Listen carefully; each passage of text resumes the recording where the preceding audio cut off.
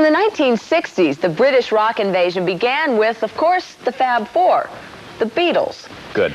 By '65, though, Americans had the answer, the pre-Fab Four, the made-for-TV group we now know as the Monkees. At the time, many rock music fans scoffed at this instant group, but nobody could argue with their success. As you'll see in the making of a hit, a #1 song was just a train stop away. Take the last train to Clarksville. Now I must hang up the phone. I can hear you in this noisy railroad station. On a roll right below. That was the Monkees in the '60s, but that was then. This is now.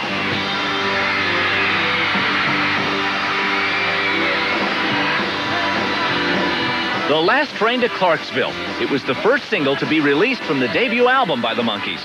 And with a bullet, it zoomed to the #1 position on the pop charts. That excitement of Clarksville for me was an amazing time. You know, it was one of those high points in my life.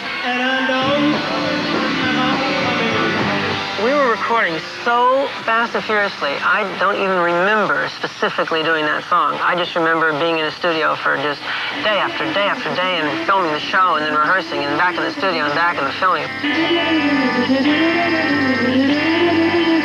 The Last Train to Clarksville went gold and eventually sold over 3 million copies. Take the last train to Clarksville. Those were all great records, but it was the Columbia Screen Gems people who put the group together. What they did was they had the best people make all the records with them. So it's like they had the best studio musicians. The Monkees never played on their first records. They only sang. I thought that the band went in and cut the tracks and did their own vocal overs and so on. And they said, okay, we're recording tonight. I walked in with my guitar and they looked, what are you doing with that thing? And I went, oh. The song was written at a time when America was involved in the Vietnam War. And although the Monkees were restricted from doing songs with political messages, The Last Train to Clarksville, written by Tommy Boyce and Bobby Hart, did have an anti-war slant. Well, we've heard that it was an anti-war song, but I haven't heard from It's about a soldier leaving. I hadn't heard that from Tommy or Bobby Take the last directly. train to Clarksville, meet you at the station. I may not be coming back. Oh, no, no, no, no, no, no. Take the last train to Clarksville. I'm going to see the station. Oh, I get it now. I never realized that before. Very subtle, because they wouldn't let us get away with anything too heavy. But it was about a soldier who was going off to Nam. And I may not, you know, oh, no, I may not be coming home. And I don't remember coming home.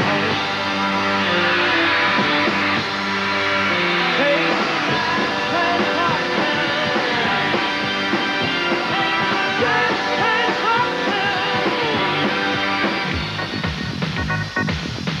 Monday, tune to Entertainment Tonight.